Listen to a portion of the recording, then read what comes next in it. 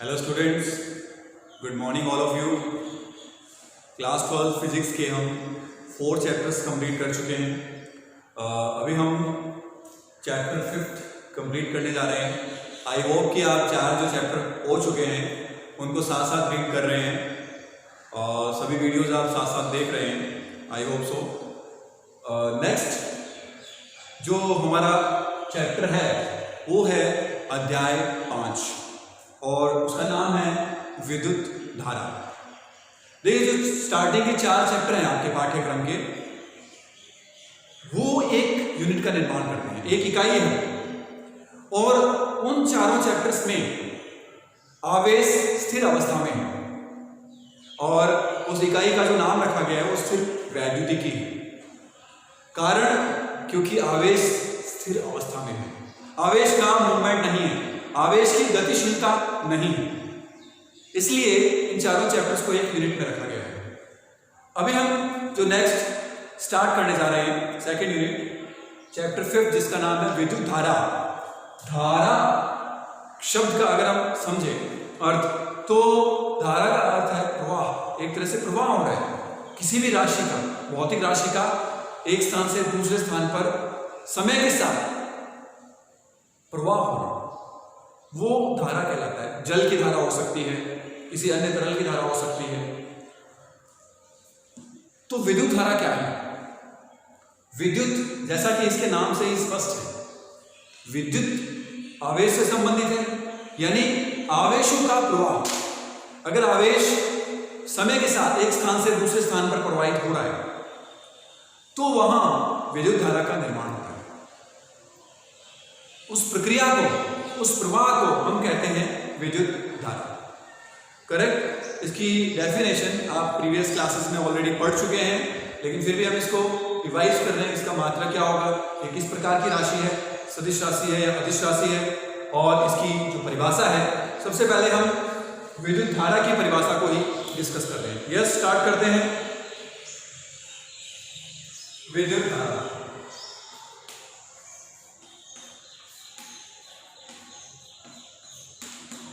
आवेश प्रवाह की दर को विद्युत धारा कहते हैं।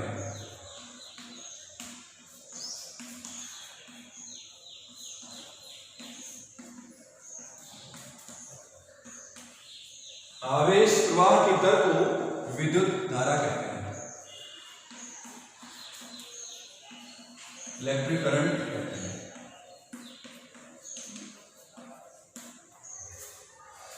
ये इसकी परिभाषा है। गणितीय रूप में अगर हम लिखें, विद्युत धारा को कैपिटल आई से व्यक्त करते हैं, तो इसे लिखा जाता है Q अपॉन T। अगर T समय में Q आवेश प्रवाहित हो रहे, एक स्थान से दूसरे स्थान पर T समय में Q आवेश का स्थानांतरण हुआ है, प्रवाह हुआ है, तो जो विद्युत धारा है वो Q अपॉन T से व्यक्त होती है। और यहां से इसका जो मात्रक है वो स्पष्ट है। Q का मात्रक कूलाम, T सेकंड, कूलाम प्रति सेकंड।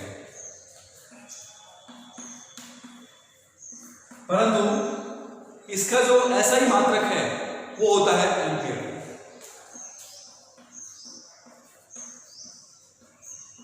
और ये आपको पता होगा कि जो एम्पियर है वो मूलभूत मात्रक है। 11वीं क्लास में हमने मूलभूत मात्रक पढ़े थे, जिनके पदों में हम विमीय सूत्रों को व्यक्त करते हैं। तो एम्पियर एक मूलभूत मात्रक है। तो 1 एम्पियर किसके इक्वल होगा? कूलाम प्रति second. 1 ampere equals to coulomb बटे 1 सेकंड। यानी अगर 1 सेकंड में 1 कूलाम आवेश एक स्थान से दूसरे स्थान पर जा रहा है, तो यानी आवेश का जो प्रवाह हुआ है और विद्युत धारा के रूप में अगर हम देखें इसको, तो ये 1 एम्पियर होगा। 1 एम्पियर धारा क्या है? 1 सेकंड में अगर 1 कूलाम आवेश प्रवाहित होता है तो परिमाण में विद्युत धारा का मान 1 एम्पियर होगा। ऐसा ही मात्रा के रूप में अगर हम समझें तो ये 1 एम्पियर होगा। एम्पियर की परिभाषा, मानक परिभाषा अलग है। 2 समांतर तारों के मध्य समान दिशा में समान धाराएं प्रवाहित हो रही है, तो उनके मध्य जो एकांक लंबाई पर लगने वाला बल है वो 1 एम्पियर से हमने परिभाषित किया था। वो 11वीं क्लास में हमने इसकी मानक परिभाषा को समझा था। बट यहाँ अगर हम 1 एम्पियर को डिफाइन करें, 1 सेकेंड में अगर 1 कूलाम आवेश प्रवाहित होता है तो उसे हम 1 एम्पियर कहते हैं। करेक्ट? ये है नियत धाराओं के लिए। अगर इस सूत्र को आप अवकलन के रूप में लिखें तो I बराबर del Q upon del T से व्यक्त कर सकते हैं। अगर डेल्टा T समय में डेल्टा Q आवेश प्रवाहित हुआ है, अगर आवेश का प्रवाह परिवर्तनशील हो समय के साथ और हमें डेल्टा T समय में पता है कितना आवेश प्रवाहित हुआ डेल्टा Q, तो विद्युत धारा का मान delta Q upon delta T।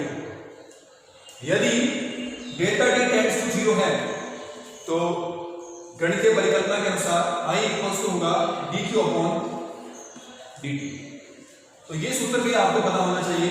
कई बार हमें q t के पदों में q दे सकते हैं और आपको I याद करना पड़ सकता है। तो q का जो भी मान होगा उसका t के सापेक्ष हम अवकलन करेंगे और विद्युत धारा प्राप्त कर सकते हैं। करेक्ट? तो विद्युत धारा की परिभाषा क्या है? आवेश प्रवाह की दर को विद्युत धारा कहते हैं।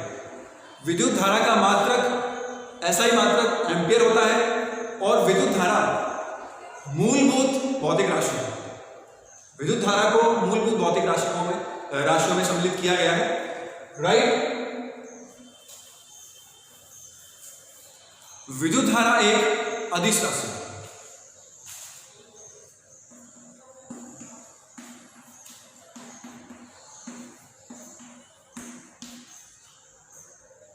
अदिश राशि क्यों है? ये क्वेश्चन बहुत बार पूछा जाता है कि जब परिपथ में आप विद्युत धारा की दिशा व्यक्त करते हैं और आवेश प्रवाह जो है, धनावेश का जो आवेश प्रवाह है, उस दिशा को आप धारा की दिशा कहते हैं, तो ये अदिश राशि क्यों है? ये सवाल बहुत बार पूछा जाता है। इसका कारण आज स्पष्ट कर देते हैं। विद्युत धारा अदिश राशि क्यों है? क्योंकि ये सदिश संयोजन के नियमों का पालन नहीं करते हैं। देखिए, आपने पढ़ा है, अगर दो बल एक सदिश राशि है, बल का संयोजन देखिए किस प्रकार से होता है। 5 न्यूटन का बल इधर से और 5 न्यूटन का बल इधर से लग रहा है, तो परिणामी बल होगा 0। अगर दो बराबर विपरीत बल इस प्रकार से लग रहे हो तो परिणामी बल का मान क्या होता है? 0 होता है।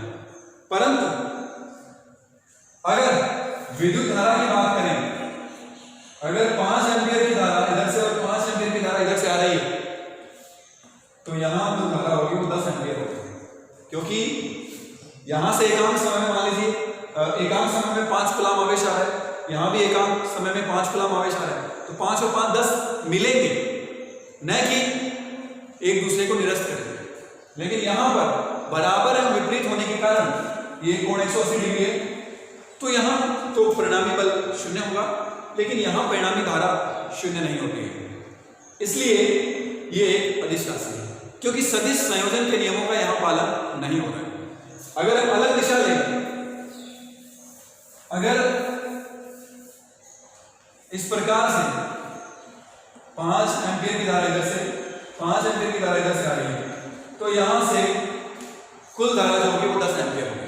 बीच में अगर कोई कोण है 30 डिग्री, 40 डिग्री या थीटा, कुछ भी मान सकते हैं आप, तो कुल धारा 10 एम्पियर होती है। करेक्ट? बीच में कोण अलग अलग हो और फिर अगर हम बल ज्ञात करें तो परिणामी बल का मान भी अलग अलग होता है।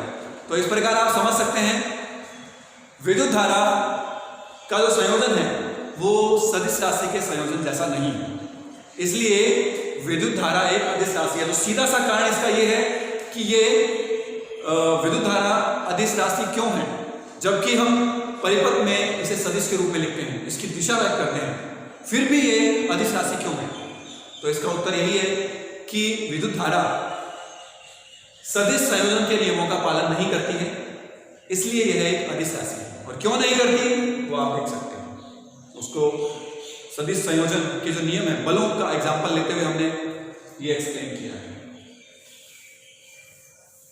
और एक और इंपॉर्टेंट चीज जो है, विद्युत धारा प्रवाह के लिए विभवांतर आवश्यक है।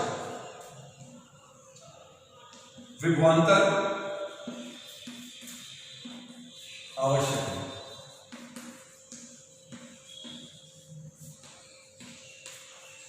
एक पॉइंट से दूसरे पॉइंट पर, ए से बी पर धारा का प्रवाह तभी संभव है जब ए और बी के मध्य विभवांतर हो।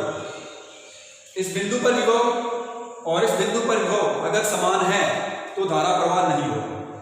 और अगर V A minus V B is not equal to 0, तब इन दोनों बिंदुओं के मध्य धारा प्रवाह होगा और आवेश का प्रवाह उच्च विभव से निम्न विभव की ओर होता है। वी ए अगर अधिक है वी बी से, वी ए का मान अगर वी बी से अधिक है तो धारा ए से बी की ओर प्रवाहित होती है। ए से बी की ओर धारा की जो दिशा है वो धनावेश की दिशा है। धनावेश की दिशा, धनावेश की दिशा को ही हम विद्युत धारा की दिशा से व्यक्त करते हैं। अगर धनावेश इस दिशा में है तो यानी इलेक्ट्रॉन एक बी से ए की ओर जाते हैं, राइट। हमें केवल धनावेश की दिशा को देखना है, धनावेश किस दिशा में प्रवाहित हो रहा है। धनावेश प्रवाह की जो दिशा है वही विद्युत धारा प्रवाह की दिशा होती है, लेकिन केवल दिशा को ही हम व्यक्त करते हैं कि धारा किस दिशा में जा रही है। एक्चुअल में ये एक अदिश राशि है, स्केलर क्वांटिटी है।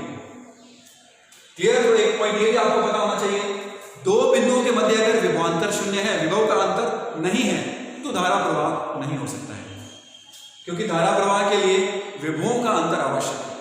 जैसे जल के प्रवाह के लिए उच्च स्थान से निम्न स्थान की ओर जल का प्रवाह होता है, उसी प्रकार विद्युत धारा का प्रवाह उच्च विभव से निम्न विभव की ओर होता है। ये हम धनावेश के पदों में देख रहे हैं, ये आप ध्यान रखना। धनावेश को हम देख रहे हैं उच्च विभव से निम्न विभव की ओर, करेक्ट। और धारा प्रवाह एक परिपथ में अगर हम देखें, चालकों में देखें तो इलेक्ट्रॉनों का प्रवाह है। मुक्त इलेक्ट्रॉन्स होते हैं, उसमें इलेक्ट्रॉन्स प्रवाह करते हैं जिस दिशा में, उसकी विपरीत दिशा को हम विद्युत धारा की दिशा लेते हैं। अगर हम सॉल्यूशंस की बात करें, जो चालक विलयन होते हैं, उसमें आवेश का प्रवाह किस प्रकार से होता है? आयनों के रूप में।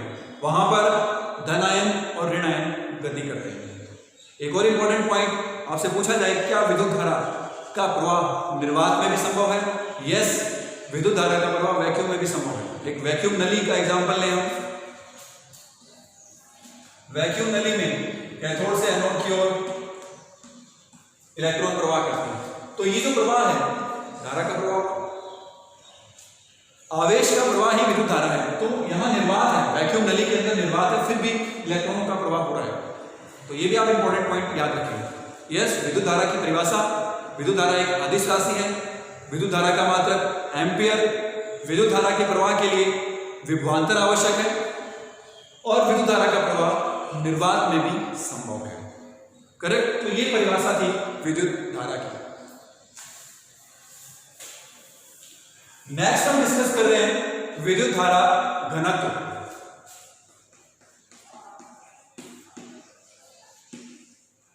विद्युत धारा घनत्व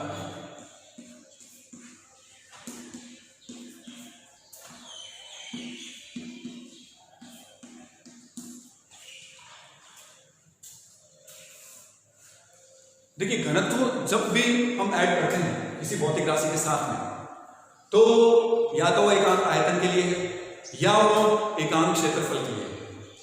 जैसे आपने पढ़ा था पृष्ठ आवेश घनत्व, आयतन आवेश घनत्व, वहां हमने मेंशन कर दिया था कि वहां आयतन से विभाजित करना है या क्षेत्रफल से विभाजित करना है, राइट। बट यहां पर क्लियर नहीं है कि ये आयतन है या क्षेत्रफल है। लेकिन विद्युत धारा घनत्व की जो परिभाषा है उसमें हम एकांक क्षेत्रफल लेते हैं। एकांक क्षेत्रफल से प्रवाहित विद्युत धारा को विद्युत धारा घनत्व कहते हैं। तो डेफिनेशन इसकी, एकांक क्षेत्रफल से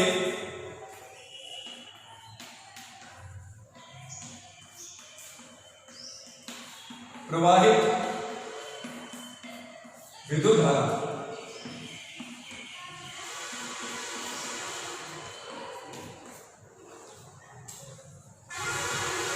को धारा घनत्व कहते हैं।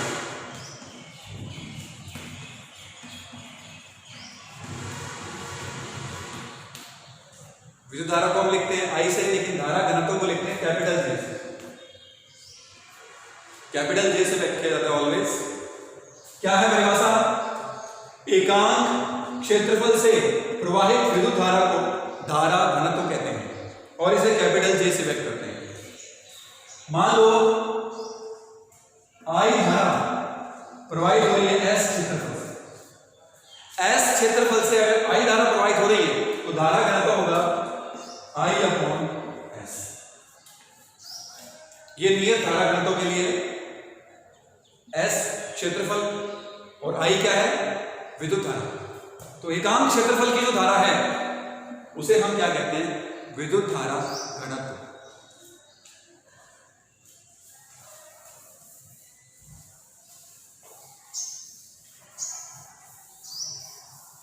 देखिए, अगर परिवर्तनशील धारा हो उस केस में हम दो परिस्थितियां देख रहे हैं।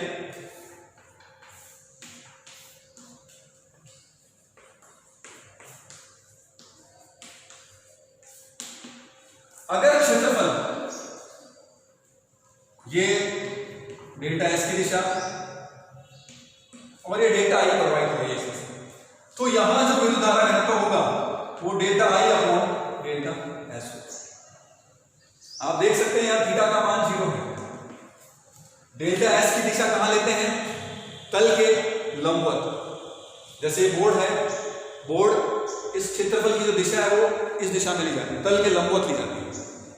तो ये क्षेत्रफल है, अल्पांश क्षेत्रफल डेल्टा एस, और इससे धारा प्रवाहित हो रही है डेल्टा आई। तो जो औसत धारा घनत्व है, जो धारा घनत्व है, उसको हम delta I upon delta S से व्यक्त करते हैं। ये क्षेत्रफल यहां किस एंगल पर रखा गया है उस आधार पर जे का निर्धारण होता है। जे का जो परिमाण है वो इसका ओरिएंटेशन निर्धारित करता है कि ये लंबवत रखा गया है या किस प्रकार से रखा गया है। अब हम इसको दूसरी पोजीशन में रखते हैं। इस पोजीशन में अगर इसी क्षेत्रफल को हम इस प्रकार से व्यक्त करें किसी कोण पर, ये डेल्टा एस की दिशा होगी और ये एंगल है थीटा। अब आप देखिए, जब इसका ओरिएंटेशन हम चेंज कर रहे हैं तो धारा का मान चेंज होता है। इस पृष्ठ ये जो क्षेत्रफल काट क्षेत्र है, इससे निकलने वाली जो धाराएं हैं उसके मान में परिवर्तन होता है। क्षेत्रफल वही है, धारा वही है, परंतु इसके विन्यास के कारण, इसकी स्थिति के कारण इससे निकलने वाली जो धारा है वो परिवर्तित हो रही है। तो यहां हमें इस क्षेत्रफल को, एरिया को लंबवत लेते हुए देखना है। अगर हम इसको लंबवत लें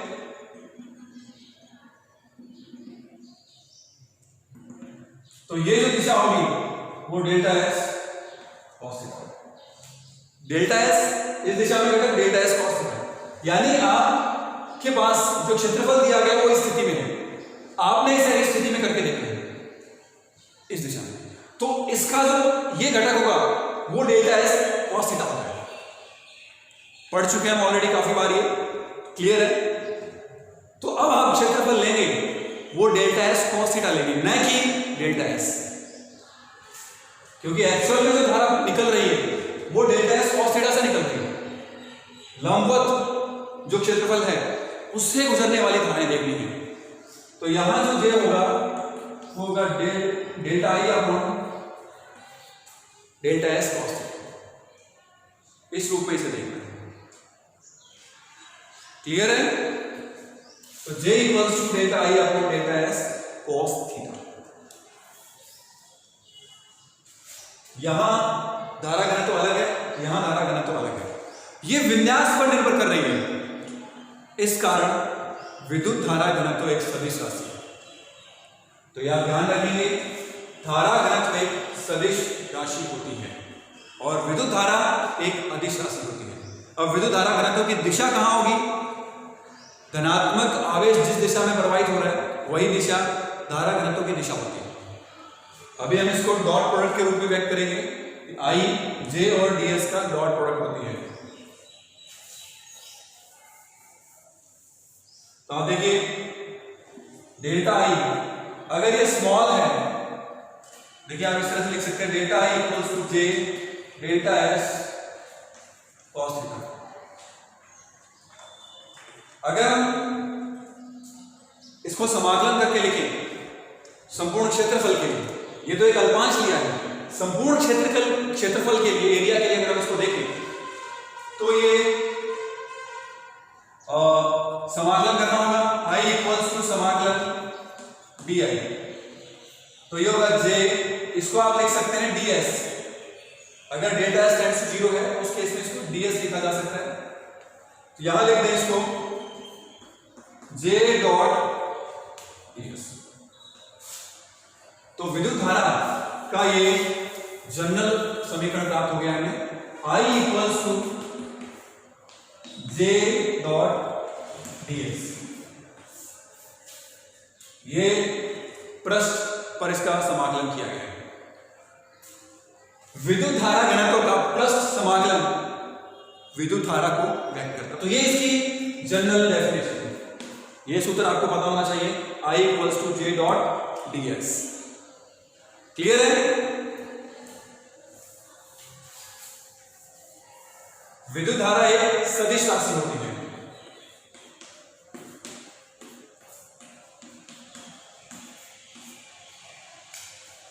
तो यहां पर हमने दो डेफिनेशन समझी है, एक तो विद्युत धारा और दूसरी हमने समझी है विद्युत धारा घनत्व। धारा घनत्व एक सदिश राशि है जबकि विद्युत धारा एक अदिश राशि है। मात्रक डिस्कस करते हैं इसका। धारा घनत्व का जो मात्रक है वो क्या होगा? जे का मात्रक, ये क्या होता है? आई अपॉन एस। आई क्या है? एम्पियर, और एस है metre square. I upon A, ampere upon metre square. A L minus 2, इसका भी सूत्र लिखा जा सकता है m0 l minus 2 t0 a1, या सिंपली अगर आप इस तरह से याद रखें l minus 2 a1, metre square लंबाई से जुड़ा हुआ है इसलिए l माइनस 2 a1। क्लियर? तो ये इसकी डेफिनेशन है।